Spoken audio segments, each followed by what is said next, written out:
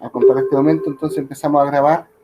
Entonces lo que va a ser el estudio el día de hoy, de Apocalipsis. Hoy día entonces entramos con lo que es el capítulo 7 de este libro, que espero que también sea de mucha bendición para sus vidas y para todos los que también lo puedan ver también después. Hoy día hay varios que están trabajando, pero sabemos que después igual se pueden meter ahí a verlo, así que Dios les bendiga mucho también a todos los que lo van a ver con posterioridad. ¿Ya? Bien. Entonces, como siempre, voy a partir dando lectura al capítulo que hoy día vamos a estudiar, que en este caso sería el capítulo 7 del libro de Apocalipsis, que lleva por título los 144.000 sellados. Este numerito que siempre está por ahí dando vueltas, así que para que usted también hoy día pueda participar de esta enseñanza. Ya, dice así entonces. ¿Cómo está con las bolsas? Ya, no. Están sacando las bolsas, dicen de aquí se van. Gracias. Ya, dice entonces no, 7.1, dice, después de esto vi a 4 ángeles en pie. Nuevamente, después de esto vi a 4 ángeles en pie sobre los 4 ángulos de la tierra, que tenían los 4 vientos de la tierra, para que no soplase viento alguno sobre la tierra, ni sobre el mar, ni sobre ningún árbol. Vi también a otro ángel que subía de donde sale el sol, y tenía el sello del Dios vivo, y clamó a gran voz a los 4 ángeles, a quienes se les había dado el poder de hacer daño a la tierra y al mar, diciendo, no hagáis daño a la tierra, ni al mar, ni a los árboles, hasta que hayamos sellado en sus frentes a los siervos de nuestro Dios. Y oí el número de los sellados, 144.000 sellados de todas las tribus de los hijos de Israel. De la tribu de Judá, 12.000 sellados. De la tribu de Rubén, 12.000 sellados. De la tribu de Gad, 12.000 sellados. De la tribu de Aser, 12.000 sellados. De la tribu de Neftalí, 12.000 sellados. De la tribu de Manasés, 12.000 sellados. De la tribu de Simeón, 12.000 sellados. De la tribu de Leví, 12.000 sellados. De la tribu de Isaacar, 12.000 sellados. De la tribu de Zabulón, 12.000 sellados. De la tribu de José, 12.000 sellados. De la tribu de Benjamín, 12.000 sellados. Después de esto miré, y aquí una gran multitud, la cual nadie podía contar, de todas las naciones y tribus y pueblos y lenguas, que estaban delante del trono y en la presencia del Cordero, vestidos de ropas blancas y con palmas en las manos, y clamaban a gran voz diciendo, la salvación pertenece a nuestro Dios, que está sentado en el trono, y al Cordero, y a todos los ángeles, y todos los ángeles estaban en pie alrededor del trono, y los ancianos, y los 4 seres vivientes, y se postraron sobre su rostro delante del trono, y adoraron a Dios, diciendo, amén, la bendición y la gloria, y la sabiduría, y la acción de gracias, y la honra, y el poder, y la fortaleza, sean a nuestro Dios por los siglos de los siglos, amén. Entonces uno de los ancianos habló diciéndome, estos que están vestidos de ropas blancas, ¿quiénes son, y de dónde han venido? Yo le dije, Señor, tú lo sabes. Y él me dijo, estos son los que han salido de la gran tribulación, y han lavado sus ropas, y las han emblanquecido en la sangre del Cordero. Por esto están delante del trono de Dios, y le servían día y noche en su templo. Y el que está sentado sobre el trono extenderá su tabernáculo sobre ellos. Ya no tendrán hambre ni sed, y el sol no caerá más sobre ellos, ni calor alguno, porque el Cordero que está en el medio del trono los pastoreará, y los guiará a fuentes de agua de vida, y Dios enjugará toda la lágrima de los ojos de ellos. Amén. Ya. Este cosa es un capítulo en sí que es bien controversial en algunos aspectos y que también tiene distintas interpretaciones de distintas religiones o ramas, y por eso es importante que estemos muy atentos a lo que vamos a hablar hoy día de este capítulo, y sobre todo, si tienen dudas, que la vayan consultando para que así también vayamos avanzando. Si por último no lo terminamos completo, no importa, pero que podamos entonces ir quedándonos claros con lo que estamos viendo, porque este capítulo en sí es, como le digo, un poquito más complejo, ¿ya? Entonces, yo voy a compartir entonces mi pantalla. Voy a presentar ahora.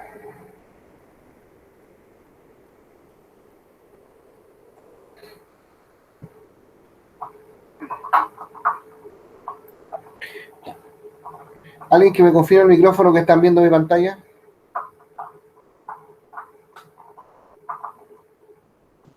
Yo no veo. ¿No ve? No. Ya, eso quería saber.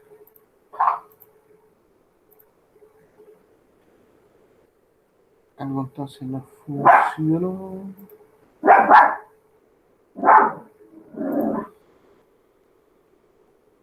De nuevo. Ya, cállense, van a empezar de nuevo. Ustedes no parecen perritos cristianos.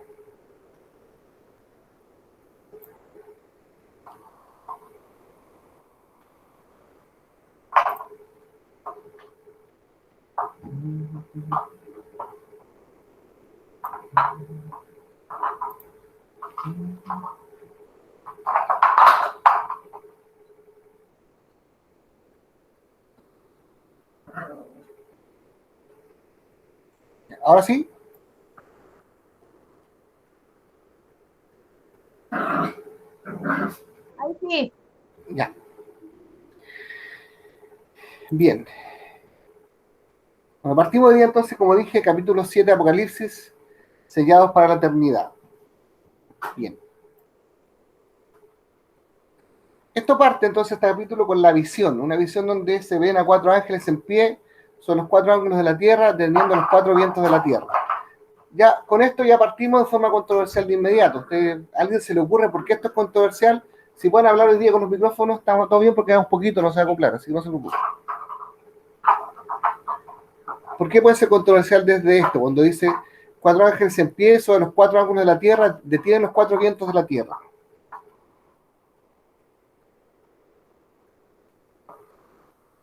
Ya. Bueno, les explico por qué.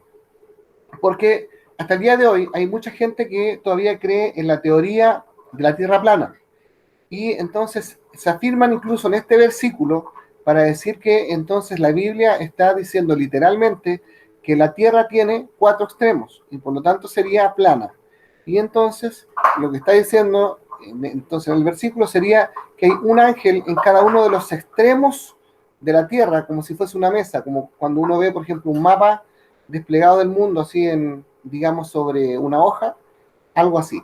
En definitiva, los que están en la teoría de la Tierra plana, ellos dicen que en realidad la Tierra es precisamente eso, como una mesa desplegada, y que en definitiva el Sol y la Luna no, digamos, no están, ¿cómo decirlo? No están haciendo que la Tierra gire alrededor de ellos, sino que en definitiva ellos giran alrededor de la Tierra. Entonces ellos hacen todo un cambio y volvemos casi como hubiera, digamos, esto antes de que precisamente se estuviese el principio de rotación, traslación, la estación del año y todo eso. Y hasta el día de hoy muchos creen que realmente la Tierra es plana y por lo tanto como la Tierra es plana, entonces estos ángeles estarían puestos en cada uno de los 4 extremos de la Tierra plana. Entonces, ahora, nosotros entendemos de que en realidad esto no es así, que en realidad cuando habla acerca de los 4 ángulos de la Tierra, lo que se refiere es a los 4 puntos cardinales de la Tierra. Por eso puse también esa imagen que está ahí al lado. Se puede ver, por ejemplo, que hay un ángel que está en el norte, otro en el sur, otro en el este y otro en el oeste, pero de la Tierra. La idea de esto es entonces que ellos van a estar deteniendo. Deteniendo entonces no es un viento, probablemente tal lo que ellos detienen. Entonces aquí donde vamos a ir, primero los 4 ángeles, del versículo 1 al 3, y ahí va, dice, la frase los 4 ángeles, los 4 ángulos de la tierra es una equivalencia antigua, y a veces también moderna, por supuesto ahí, a la idea de los 4 puntos cardinales del compás. La idea es que los ángeles afectan a toda la tierra. Detienen los 4 vientos de la tierra, estos vientos, dice, son la fuerza destructiva del juicio de Dios, como son los descritas de manera regular en todo el Antiguo Testamento. O sea, si ustedes ven en algún momento el Antiguo Testamento, cuando hablaba acerca del día grande y terrible de Jehová, precisamente que era cuando viniese el Mesías, hablaba de eso, el día grande y terrible. No hablaba acerca de un día normal, no hablaba acerca de algo que iba a pasar así sin pena ni gloria, sino que hablaba del día terrible. Entonces, ¿por qué nosotros podemos ver que es el día terrible? Porque precisamente aquí van a ocurrir muchas cosas que para el pueblo judío incluso le iban a afectar directamente. Entonces, Oseas 13:15 dice, aunque él fructifique entre los hermanos, vendrá el solano viento de Jehová, se levantará desde el desierto y se secará su manantial y se agotará su fuente. Él sacará el tesoro de todas sus preciosas alhajas. Después dice, en los cuatro vientos de la tierra, dice, se puede referir a los cuatro jinetes del Apocalipsis, los que nosotros ya estudiamos en el capítulo 6, del 1 al 8, siguiendo entonces el patrón de Zacarías 6, 1 al 8. En ese pasaje, cuatro carruajes, con caballos también de los mismos colores que nosotros vimos en lo del Apocalipsis, salen a toda la tierra y se les llama los cuatro espíritus del cielo.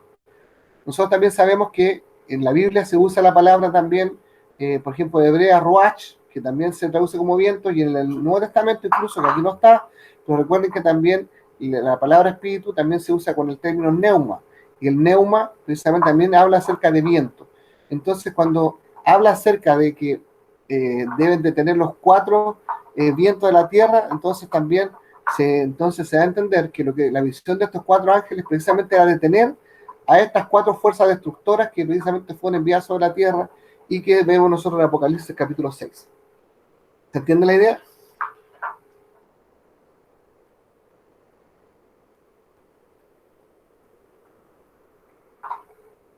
Bueno, luego de toda esa interacción, entonces voy a pasar a la otra. Entonces, otro ángel que subía, dice, que subía de donde sale el sol y tenía el sello del Dios vivo. Entonces, este ángel tiene un sello y él sella al pueblo de Dios. En el mundo antiguo todos los sellos eran familiares. ¿Por qué? Porque los reyes tenían generalmente un anillo o un sello con el cual ellos podían mostrar qué cosa era de su propiedad. E incluso recuerden que hasta a los esclavos se les ponían marcas o se les sellaba para demostrar también que ellos pertenecían a alguien. Entonces este ángel que sube entonces para poder sellar a los escogidos, lo que hace entonces es subir para ponerles el sello para identificarlos como hijos de Dios. Esta no es la única parte donde se habla acerca de sellar, porque de hecho nosotros entendemos que también nosotros incluso somos sellados por el Espíritu Santo. Así que el sello es un sello que lleva el nombre, en este caso y para ellos, el nombre de Dios y el nombre de Jesús. Ahora, esto lo vemos también porque aparece, digamos, en Apocalipsis, o sea, aquí dice, no hagáis daño a la tierra, ni al mar, ni a los árboles, hasta que hayamos sellado en sus frentes a los siervos de nuestro Dios. Y si estos siervos de Dios recibían un sello protector en sus frentes, conteniendo de alguna manera el nombre de Dios. Y esto está en Apocalipsis 14:1. ¿Por qué? Porque nosotros debemos entender que Apocalipsis tiene una división tal que nosotros aquí estamos viendo en el capítulo 7 algo que también después se detalla más adelante. De hecho, hay una parte de lo que yo estoy mostrando ahora que está precisamente en el capítulo 14. Y cuando lleguemos allá, ustedes se van dando cuenta de que hay cosas que en el libro de Apocalipsis primero como que se enuncian y después se detallan, como va a ser el caso de esto. Entonces ahora, en Ezequiel 9 dice, un sello protector similar es dado al justo antes de que Jerusalén sea juzgada. El sello es la letra hebrea Tau o T, dice que es como la figura de una pequeña cruz. Eso fue lo que se le dio en Ezequiel 9. Ahora, los sellados seguimos en eso, que están desde 4 al 8. Los versículos, esos que aparecen, los numeritos que aparecen ahí al lado de los títulos, son de los versículos a los cuales estamos refiriéndonos para efecto del estudio, por si acaso. O sea, alguien tenía la duda de qué son esos números que están arriba. Entonces dice, los siervos de nuestro Dios, no se dice exactamente su servicio, pero los 144.000 sellados, dice, por un propósito específico y único. Sin embargo, la idea general de ser sellado no se limita a ello. Y esto es lo que le decía hace un rato. Dice, Jesús fue sellado. Él dijo, porque este señaló Dios el Padre, en Juan 6:27. O sea, Jesús fue señalado por Dios, sellado por Dios para que él cumpliese su ministerio. Después tenemos, somos sellados con el Espíritu Santo como un pago de nuestra eventual y total redención. Pablo escribió, Dios, el cual también nos ha sellado y nos ha dado las arras del Espíritu en nuestros corazones. Eso está en 2 Corintios 1:21 y 22. Ahora, en Efesios 1:13 dice, este es el sello del Espíritu Santo, le pertenece a cada creyente cuando ellos son salvos. Habiendo creído en él, fuiste sellados en el Espíritu Santo de la promesa. O sea, nosotros también somos sellados, ya estamos sellados. Entonces ahora, si ustedes se fijan que la Biblia habla acerca de que nosotros ya estamos sellados, pero aquí habla acerca de que van a ser sellados otros que son hijos de Dios. Entonces no sé si a alguien aquí a esta altura le causa duda eso.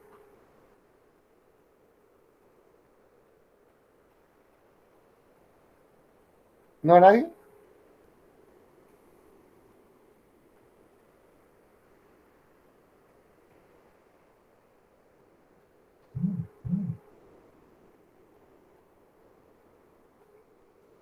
¿No? Sí.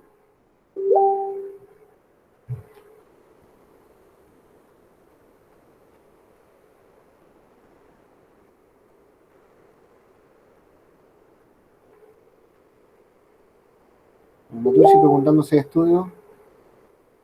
Creo que estamos en eso. Le mandar el link.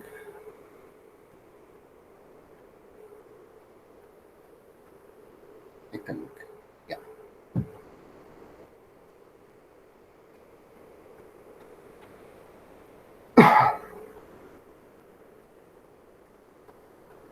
Bien. Yo no sé si ustedes vieron en lo que fue la lámina anterior. eh, a ver, voy a volver una atrás. La lámina anterior, precisamente aquí dice, la letra E arriba, dice los siervos. Ahí no se graba. Entonces dice, en la letra E dice, los siervos de nuestro Dios, dice, no se nos dice exactamente sus servicios, pero los 144.000 son sellados por un propósito específico y único. Ya, ahora, aquí específicamente no se dice cuál es la misión de los 144.000, pero se puede deducir. Entonces, ¿cuál es el punto? ¿O cuáles piensan ustedes que es la misión de los 144.000 sellados? ¿Alguien?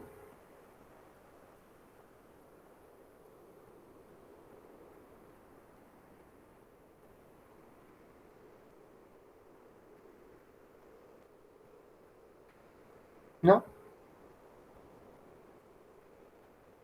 Porque estoy solito, no hay nadie aquí a mi lado. Ya, miren, una pista. Recuerden que la iglesia en este punto ya fue raptada, ya no está la iglesia. Entonces aquí estamos hablando, en este momento, cuando estamos hablando de los sellados, los 144.000, estamos hablando de algo que ocurre dentro de la gran tribulación. Estos sellados, como hijo de Dios, son sellados por Dios durante el periodo de la gran tribulación, ¿ya? Para que vayan haciéndose una idea de qué puede pasar o cuál es la misión de estos 144.000. Entonces, después lo que vemos es cuando va diciendo de dónde son tomados. Y ahí dice de la tribu de Judá, 12.000.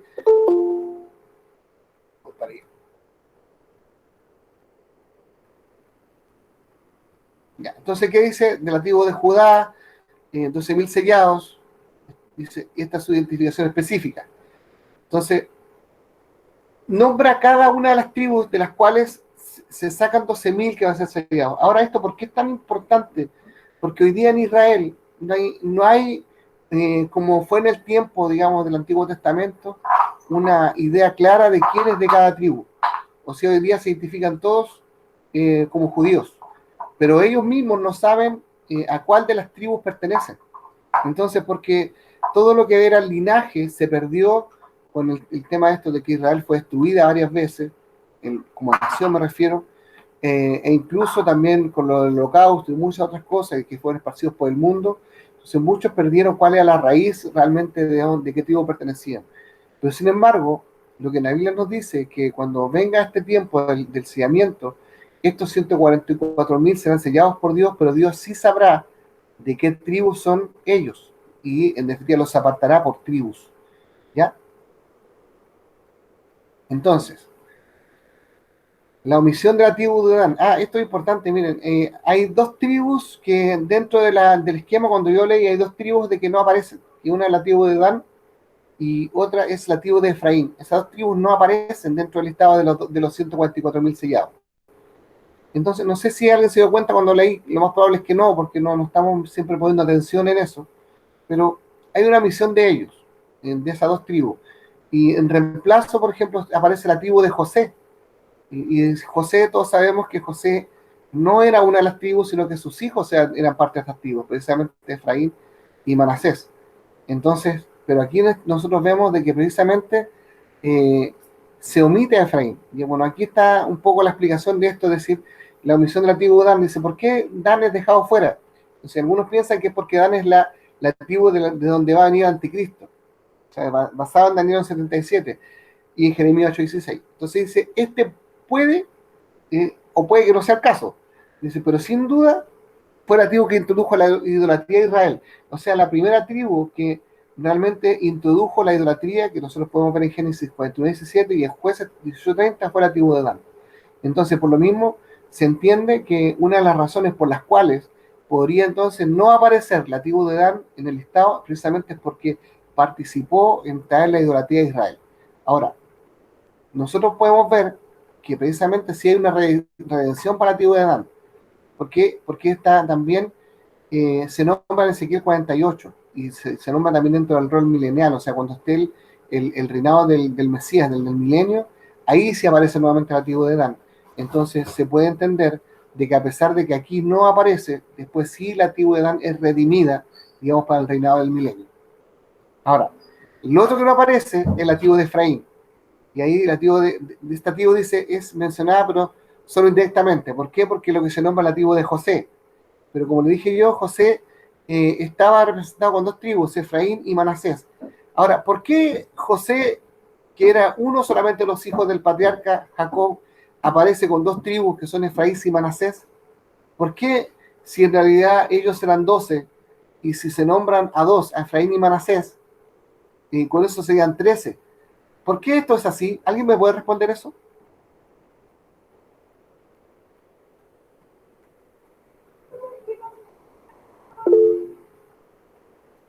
No puedo ver el chat. Dale, voy el micrófono.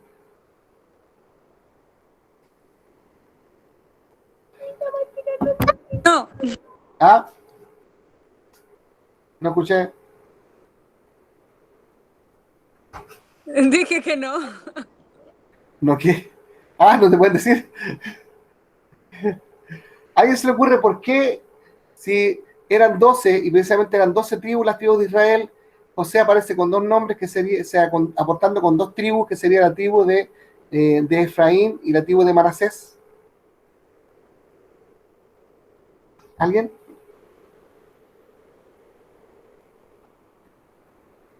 ¿No? Ellos eran los hijos de José. Sí, para los hijos de José, a lo que me refiero precisamente es eso, que ¿por qué si son 12 las tribus de Israel y eran 12 los hijos de Jacob, por qué se incorporan a dos hijos de José en el listado de las tribus?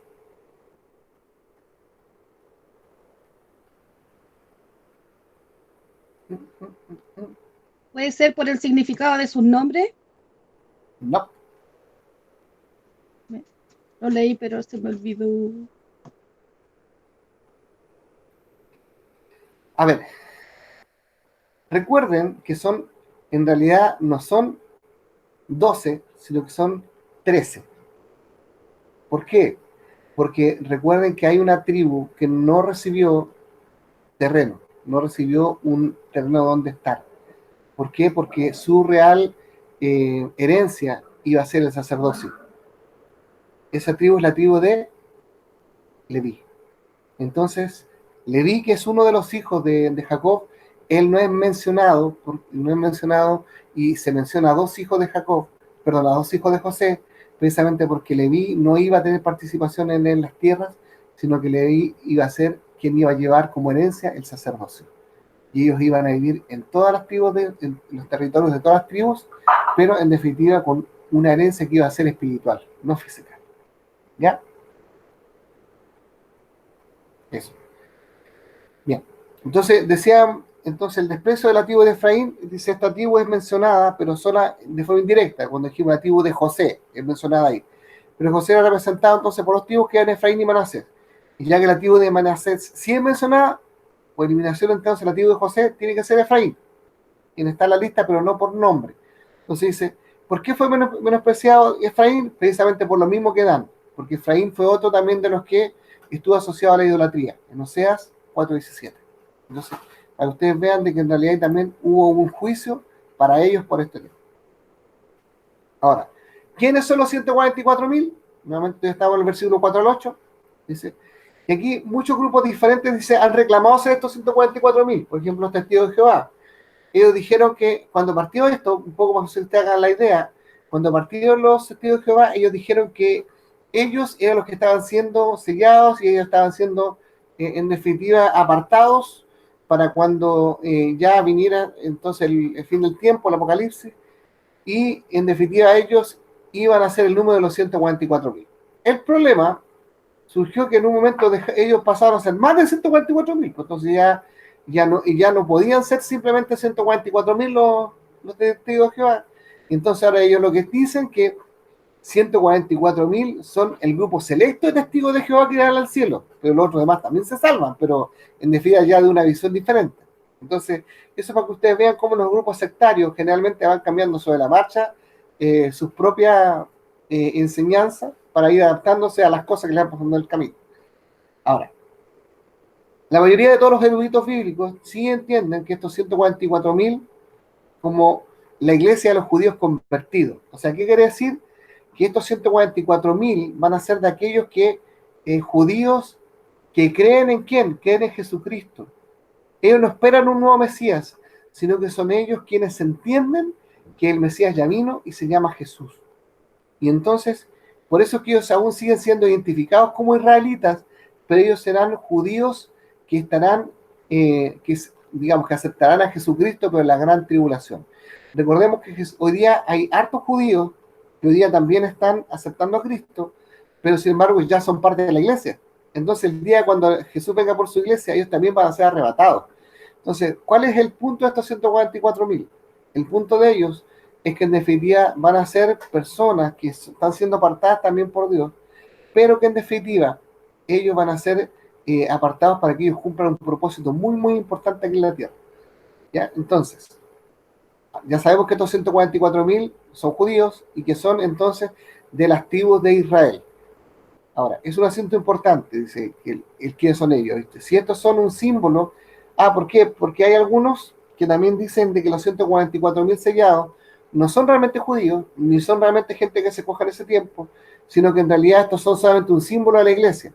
Entonces, si eso fuese así, nosotros estaríamos aceptando que la iglesia va a estar definitivamente en la gran tribulación, y que los que se han sellado entonces van a sobrevivir después también a la gran tribulación, y algunos dicen no, que en realidad se van a salvar todos, porque en realidad cuando habla de 144.000 está diciendo que son 12 por 1000, y que por eso son 144.000, pero eso hablaría de un número de gobierno, y por lo tanto está hablando de toda la iglesia y no realmente de 144.000 personas.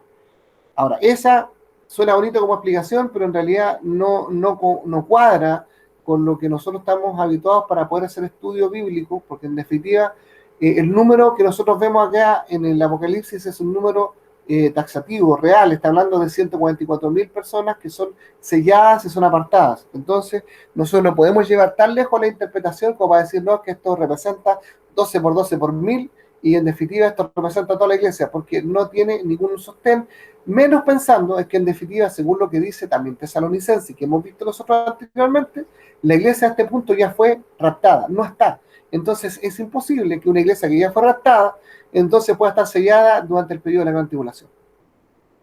¿Ya? Ahora, ¿quiénes son entonces estos 144.000? Seguimos ahí. Entonces algunos hechos sobre estos 144.000 de Apocalipsis 7 y Apocalipsis 14, recuerden que ahí está la versión extendida, nos da una visión en cuanto a su identidad. Ya. Primero, en el 7.4 dice, son llamados los hijos de Israel, o sea, son judíos. Dice, su afiliación tribal es específica, lo que nosotros leímos del 4 al 8, o sea que eran 12.000 de cada una de las tribus. Después dice que parece que son protegidos, ¿por qué? Porque ellos fueron entonces sellados por una parte, y también porque nosotros podemos ver incluso que después del 14, cuando empezamos a verlos, que estas personas vienen como en son de victoria. Ahora, en el 14.4 dice que ellos son célibes, o sea, son personas que ellos se controlaron, se apartaron y no estuvieron nunca con mujer, o sea, ellos son vírgenes, son célibes. ¿Y ellos por qué? Porque se apartaron para el servicio de Dios. Ahora, ellos, según el 14.4, son el inicio de una cosecha mayor y están marcados por la integridad y la fidelidad. Ahora, solamente como una excepción, y dado que para poder entender un poco lo que estoy diciendo, me voy a ir entonces al 14 para leerle a ustedes y ustedes puedan ver y contrastar lo que digo, ¿ya? Entonces, ¿qué dice ahí? 14.1. El cántico de los 144.000, que eso es lo que estamos viendo ahora, dice, después miré y aquí el Cordero estaba en pie sobre el monte de Sión, y con él 144.000 que tenían el nombre de él y de su padre escrito en la frente. Y oí una voz del cielo como estruendo de muchas aguas y como sonido de un gran trueno, y la voz que oí era como de arpistas que tocaban sus arpas y cantaban un cántico nuevo delante del trono y delante de los cuatro seres vivientes y los ancianos, y nadie podía aprender el cántico sino aquellos 144.000 que fueron redimidos dentro de la tierra. Estos son los que no se contaminaron con mujeres, pues son vírgenes. Estos son los que siguen al Cordero por donde quiera que va. Estos fueron redimidos de entre los hombres como primicias para Dios y para el Cordero. Ni en sus bocas no fallaba mentira, pues son sin mancha delante del trono de Dios. ¿Se fija? O sea, los 144.000 son vírgenes, están victoriosos, son del inicio de una cosecha mayor, son personas íntegras, fieles. O sea, estas personas son apartadas específicamente para Dios, para que nosotros podamos ir viendo lo mismo que ocurre cuando el profeta se encierra en una cueva, cuando el profeta Isaías se encierra y dice, solamente yo he quedado y me buscan para matarme. Y entonces la divina respuesta fue, no, yo ya me reservé también 7.000 que no han doblado su rodilla delante de Baal. Aquí Dios nos muestra cómo Él tiene 144.000 que va a levantar entonces el periodo de la gran tribulación para que ellos entonces sean sus testigos. Entonces ahora nosotros podríamos entonces decir que estos 144.000 probablemente ya también están en medio de nosotros, están en la tierra, y son personas que se están guardando en integridad para Dios, a lo mejor sin saberlo, porque ellos pueden estarse guardando quizás para el sacerdocio dentro de Israel, pero hoy día no entendiendo lo que va a pasar después, pero Dios los va a llamar para que en definitiva sean parte de una cosecha mayor. ¿Ya?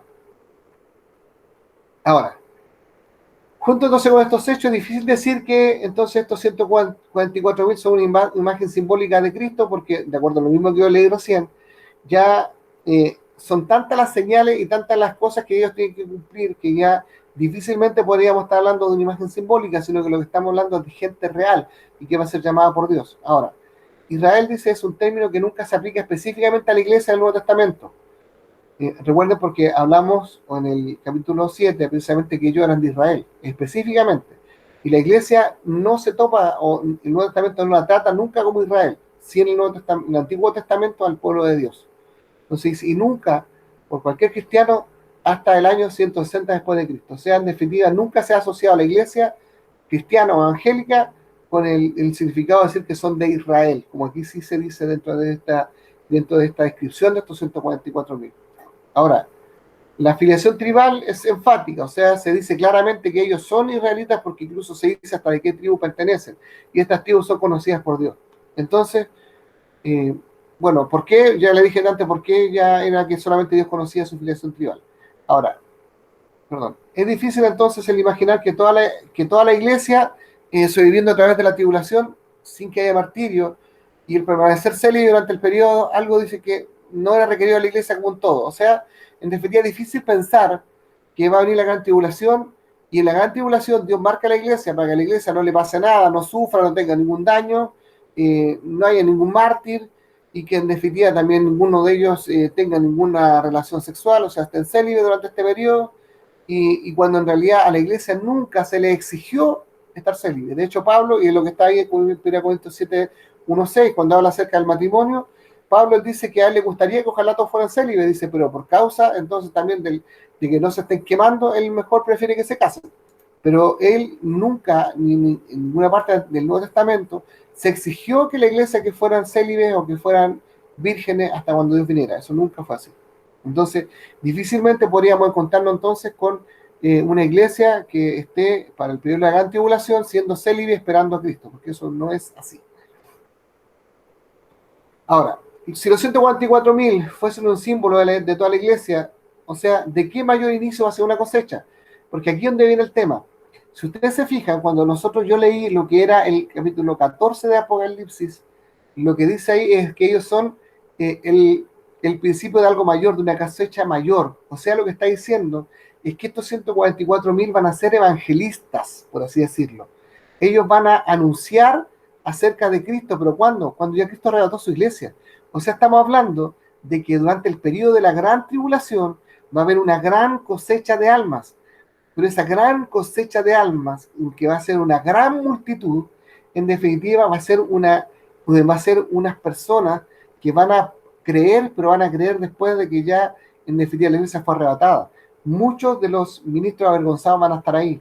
Muchos de los que, habiendo conocido la palabra, no creyeron. Muchos de los que estuvieron casados quizás con mujeres cristianas y que nunca quisieron creer, ahí van a creer. ¿Por qué? Porque van a saber que les vino el arrebatamiento. Y segundo, porque van a estar los 144.000 dispersos por la tierra, y ellos también van a estar llevando entonces el mensaje de salvación. Ya no va a estar el Espíritu Santo con la iglesia para dirigirla, pero van a estar estas personas, que ellos van a estar entonces indicando el camino para aquellos que aún pueden ser salvos. Esto es lo que se le denomina entonces, en términos teológicos, el rastrojo. O sea, está el periodo donde se hace la cosecha de la iglesia, que es el arrebatamiento, y después viene el periodo del rastrojo, que es cuando en definitiva Dios viene a través de estas personas para poder arrebatar a aquellos que en definitiva van a creer, pero van a creer con sufrimiento, a la mala. ¿Quiénes no van a sufrir esto? Los 144.000, porque van a estar sellados, protegidos por Dios. Pero todos aquellos que crean, no, ellos sí van a sufrir. Y muchos de ellos van a ser decapitados, torturados y cuantas otras cosas se le imaginen por la cabeza, pero a través de eso, ellos van a llegar a la salvación, los que crean.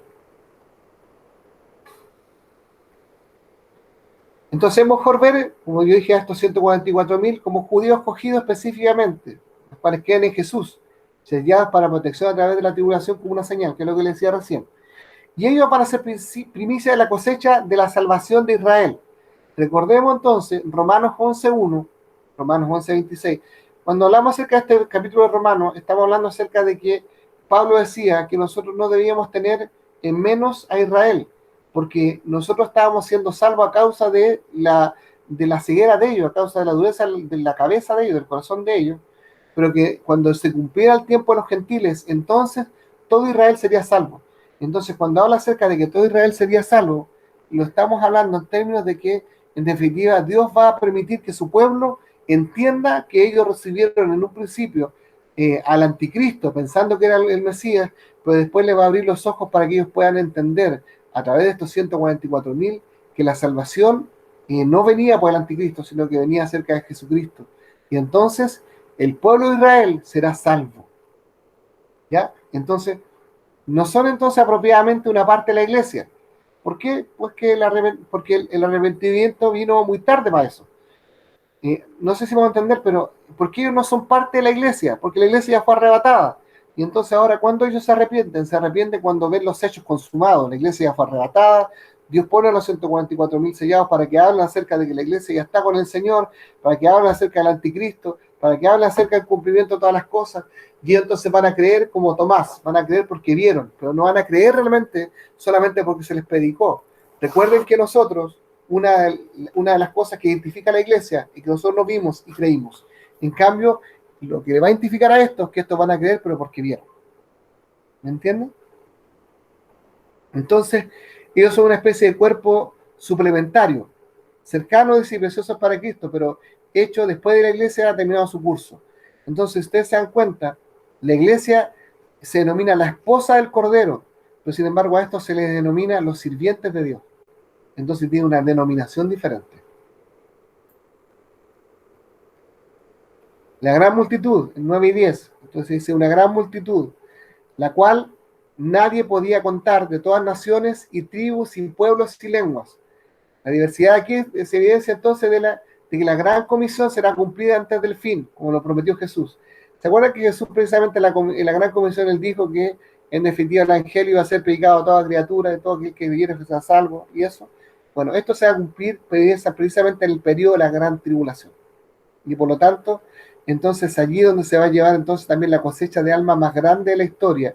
Y por eso es que va a haber gente de toda tribu, lengua, nación y todo, porque la diversidad va a ser absolutamente grande.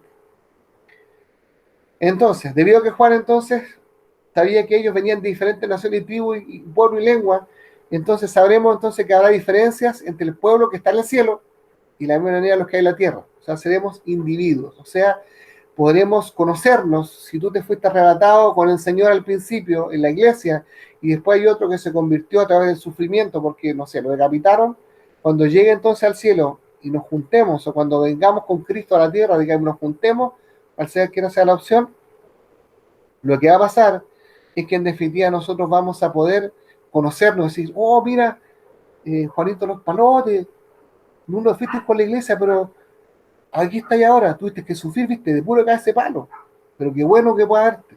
O sea, va a haber un conocimiento. Ahora,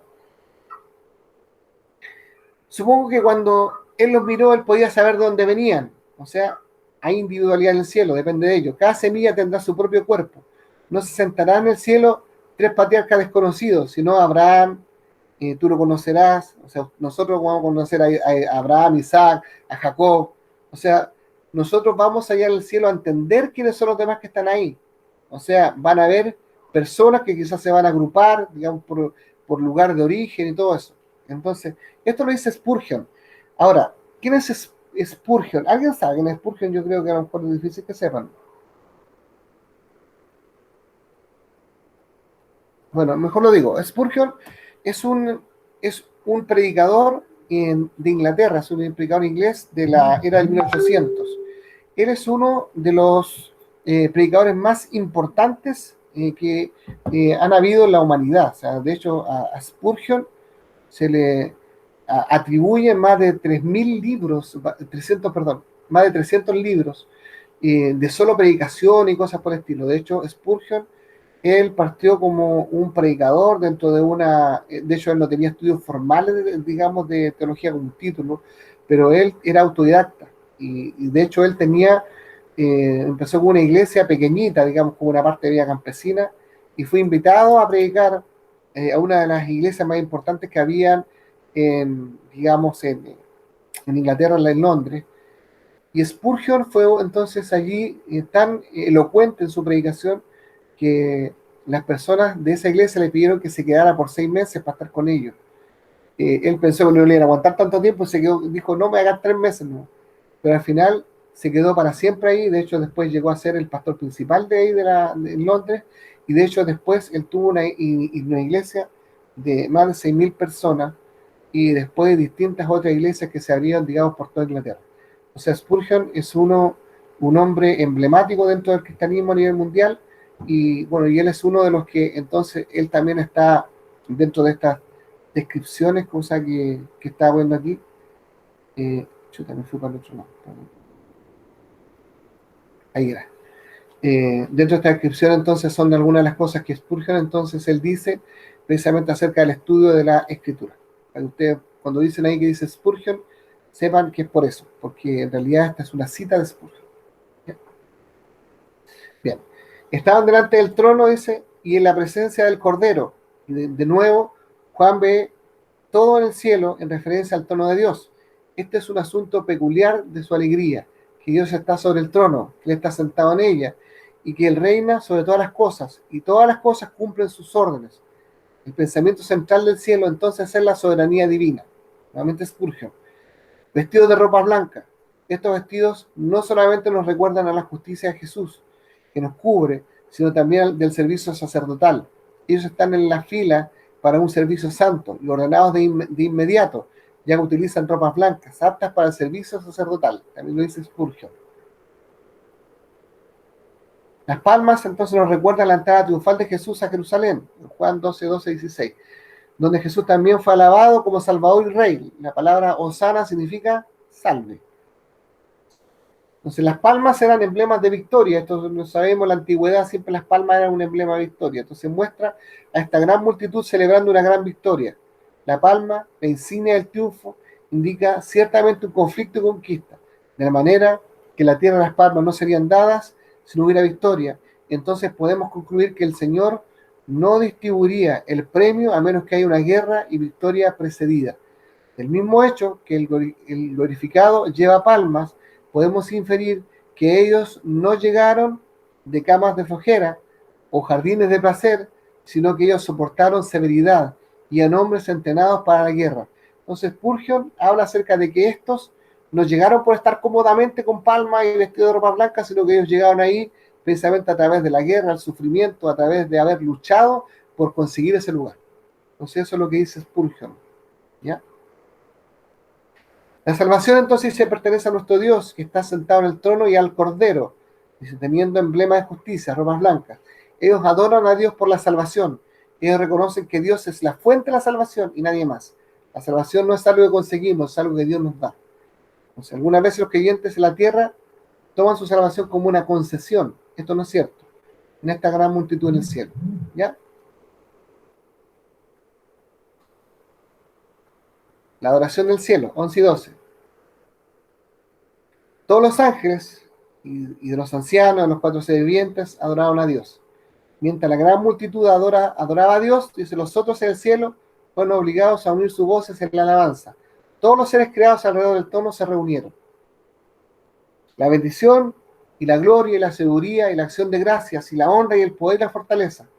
Mientras ciertos otros seres creados escuchaban la adoración de la gran multitud le trae a Dios, ellos ven más claramente el poder, sabiduría y majestad de Dios. Ellos pueden adorar a Dios aún más al ver la salvación que Él trajo a la gran multitud. Esto hace una diferenciación. ¿Por qué razón?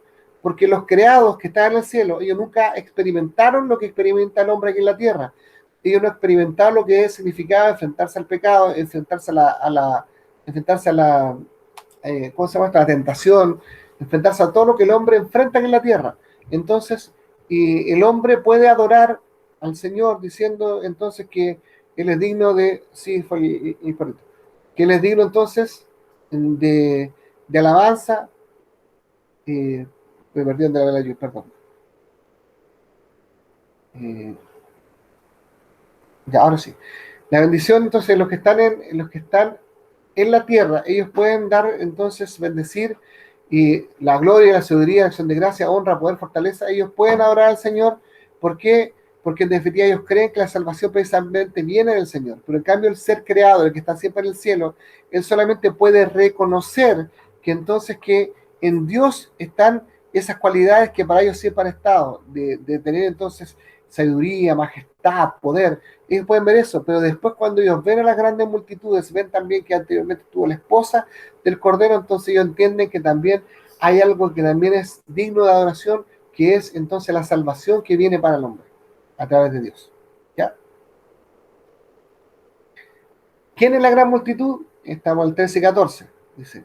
Entonces uno de los ancianos habló diciéndome. Entonces era importante que Juan supiera la identidad de esta gran multitud, pero él no sabía que él podía preguntar, así que uno de los ancianos se anima a preguntarle. O sea, seguramente vieron ahí, ¿cómo se llama? A Juan, ahí con la cara de, ¿y esto? ¿Qué onda? ¿Quién serán? ¿De dónde vendrán? Y entonces se acerca uno, entonces le dice, oye, ¿quiénes son estos? Entonces Juan ahí como que no se atrevió a decirle nada, entonces responder. Entonces dice, no sé, pues tú sabes, pues, dime tú, ¿tú estás aquí? Entonces le responde le dice, estos son los que han salido de la gran tribulación. O sea, esta gran multitud de cada tribu y lengua y nación son aquellos rescatados para el reino de Dios en el periodo de la gran tribulación. Y entonces es donde podemos ver la gran importancia que tienen los 144.000, porque ellos en definitiva son los que están allí entonces para poder llevar adelante esta gran tarea. Si alguien me está dando el chat, yo estoy con la presentación en pantalla, así que no veo nada, por eso no dije que hablaran al micrófono, si querían decir algo.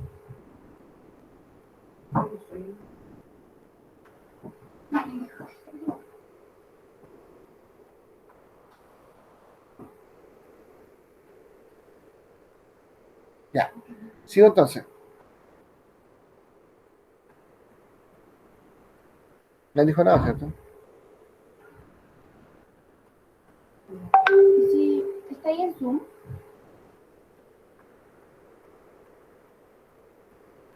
O sea, en ¿Qué quiere decir Tuchi?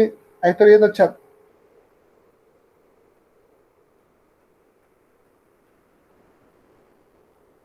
Ah, ya, entonces no. Cualquier cosa la vuelvo a caer, no. Ya. ¿Qué digo entonces? ¿Quién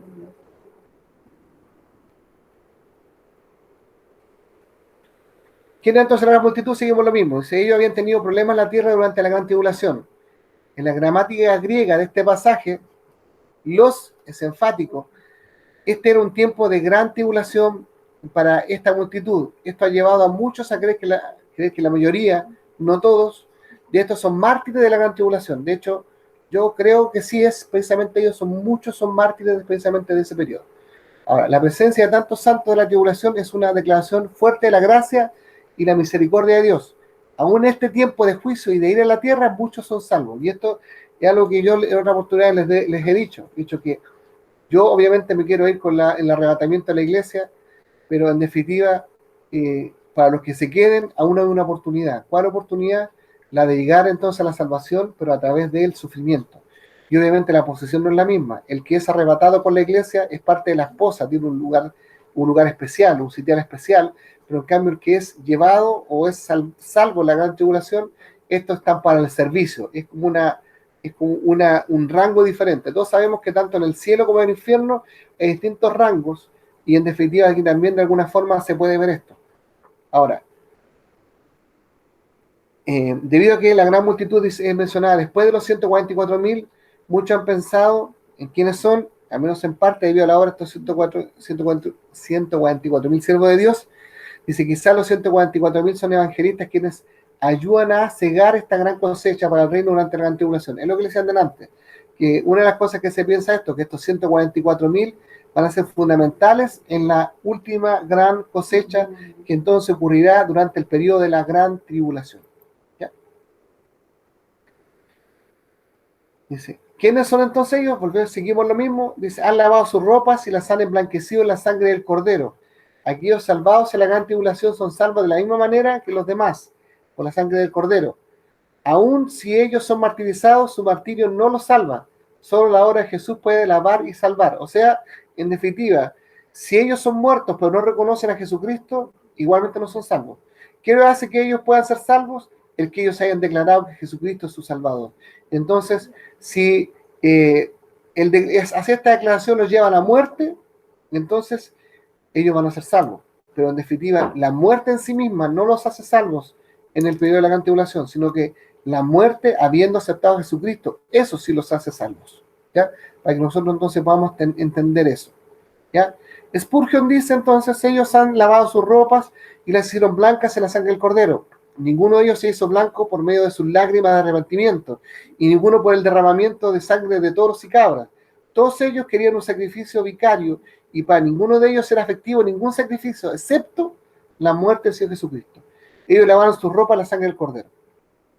Ahora, emblanquecido en la sangre es una frase interesante, porque ¿quién piensa en emblanquecer una ropa con sangre? Yo creo que nadie.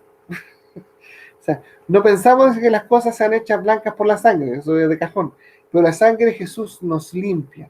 Si vuestros pecados fueren como la grana, como la nieve, serán emblanquecidos.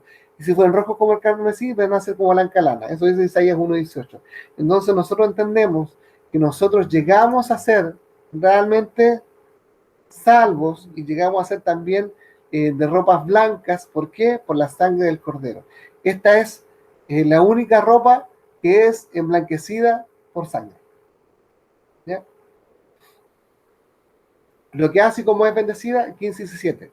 Si para esto están delante del trono de Dios en el cielo, los redimidos disfrutan de inmediata presencia de Dios. Ellos pueden venir al salón del trono y estar con Dios. No hay barrera, no hay lista de espera.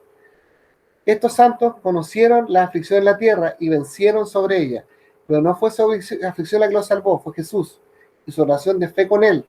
La aflicción en sí misma no sacrifica a nadie, sino lo contrario. Santifica, perdón, a nadie, sino lo contrario.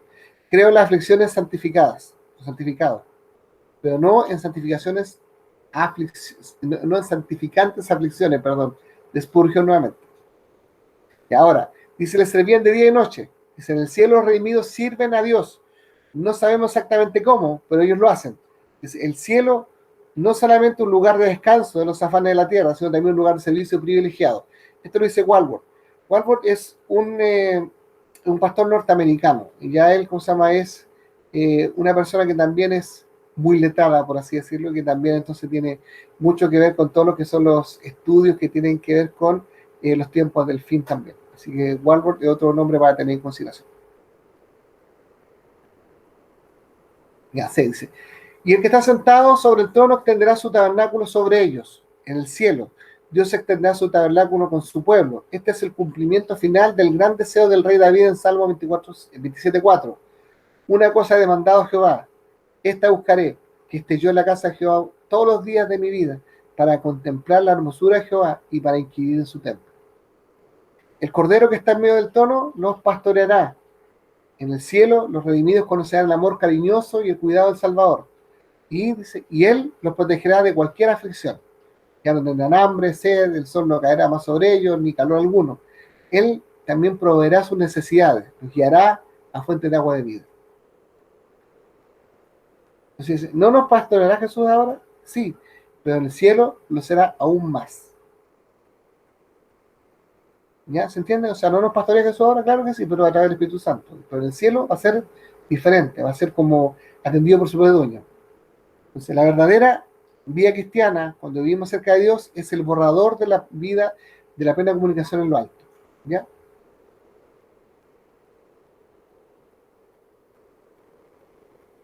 Esto es lindo cuando dice Dios se enjugará toda lágrima a los ojos de ellos. En el cielo, dice, los redimidos ya no conservan la tristeza o el dolor. Yo creo que en la mayoría hemos escuchado esto. Y que Dios también enjugará toda lágrima. Ahora, aquí entendemos que tanto la iglesia que fue arrebatada, como también los que fueron entonces llevados a través de la gran tribulación, todos ellos ya no llorarán, ya no están en sufrimiento, sino que en realidad todos ellos van a ser consolados y amados por el Señor, y esto es algo que yo creo que para todos nosotros es muy claro, ¿cierto? Así que no hay mucho que decir acerca de eso. ¿Ya? Así que bueno, vuelvo entonces acá. Y estoy entonces nuevamente con ustedes. Traté de ir siendo más o menos breve para que pudiésemos ver todo, así que ahora abro entonces camarita, si ustedes también pueden poner sus camaritas, y nos vamos a lo que es tanda de preguntas. Están ahí, ¿cierto?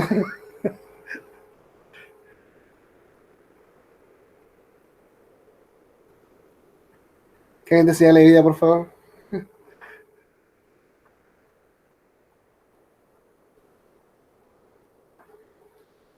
¿Aló?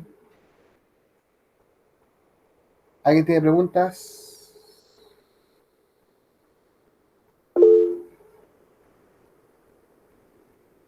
¿De verdad nadie tiene una pregunta? ¿Nada?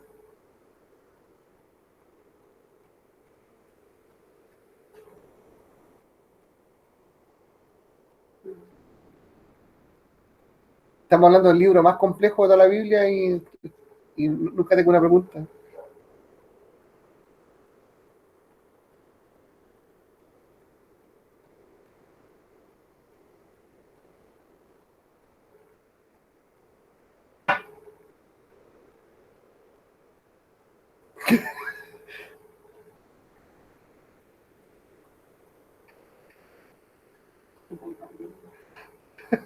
La pastora dice, es que explicáis tan bien. Todos durmiendo atrás, cabrón.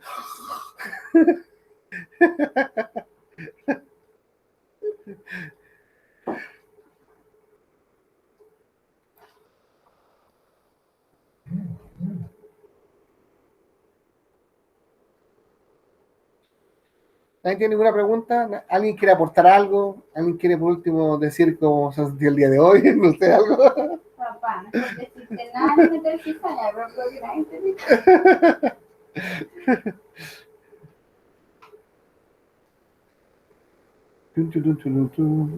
Esa es la parte cuando me quedo con la duda, no sé si están ahí o no. A ver, activen todas sus cámaras. Sí, dije, bueno, tampoco voy a pescar. Dime, Tuchi.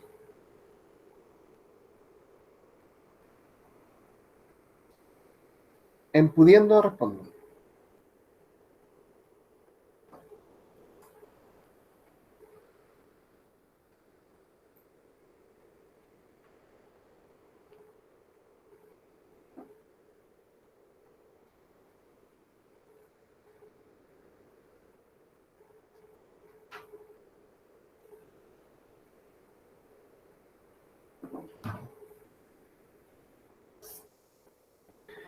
Es que esa es una teoría. Lo que pasa es que este tema de que si la iglesia sufrió la gran persecución, la persecución de la gran tribulación, es algo que yo lo mencionaba antes en otras oportunidades, de que hay facciones del cristianismo, incluso del lado más pentecostal, de que incluso piensan también que la iglesia va a pasar por la gran tribulación.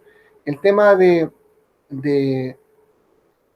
el tema, ¿cómo se llama esto? De que la iglesia es arrebatada y de la gran tribulación, no todas, ¿cómo se llama? Las corrientes cristianas, ¿cómo se llama? Las comparten, y esto es lo que yo dije claramente, y es así. Hay precisamente corrientes cristianas que dicen de que la iglesia va a pasar por la gran tribulación y que en definitiva después va, incluso lo mismo que estamos viendo en el capítulo 7, que es en definitiva la gente, ¿cómo se llama? Que se ven como la gran multitud que viene de toda lengua y nación, que en definitiva habla acerca de la iglesia. Y entonces, claro, y citas bíblicas tú puedes encontrar para defender ambas posiciones. Y eso es así también. Yo nunca tampoco he dicho nada al contrario. Tú puedes tener citas bíblicas para poder defender, en definitiva, lo que se te ocurra defenderle generalmente la Biblia. Por eso que tú también tienes tantas, ¿cómo se llama? Tantas corrientes diferentes, por lo mismo. Porque, en definitiva, hoy día hay gente, cosa que incluso tiene dentro de la misma Biblia. Ustedes han visto grandes ministerios donde hablan acerca de la prosperidad y donde hablan acerca de un montón de otras cosas más, y que en definitiva dan para que la gente también pueda decir, sí, esto tiene dónde hacerlo. Entonces, ahora, ¿de qué es confuso? Claro, y por lo mismo que es tan importante que uno pueda estar siempre estudiando y entendiendo. O sea, ¿por qué yo enseño esto? Porque he llegado al convencimiento de lo que estoy enseñando, precisamente, porque para mí lo que el texto bíblico dice es claro, cuando habla acerca del arrebatamiento de la iglesia y también cuando habla acerca de estos temas. Entonces ahora, si ustedes han ido viendo desde cuando yo partí con este tema hace unos meses atrás, hasta ahora, siempre he ido haciendo un hilo conductor acerca de por qué estamos llegando a donde estamos ahora. De hecho, cuando hemos hablado incluso acerca de lo que es el arrebatamiento, incluso hasta cuando prediqué en la iglesia, ustedes se acuerdan un tiempo atrás acerca de las vírgenes insensatas y las vírgenes sensatas, incluso también allí explicando de fondo por qué siempre estuvo mal interpretada esa parábola y cuál era su correcta interpretación. Entonces he ido durante todo este periodo explicando y haciendo un hilo conductor para llegar a donde estoy ahora. ¿Se fijan?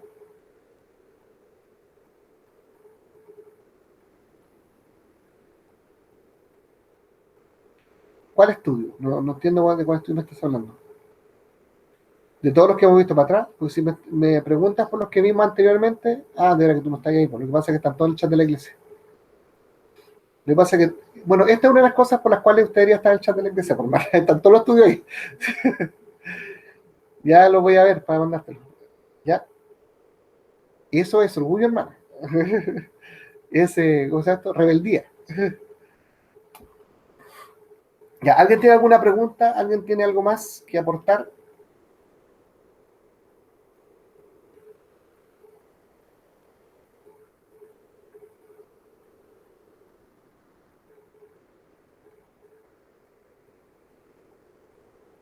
Por último, un saludito, aunque sea. Para que están ahí, digo yo.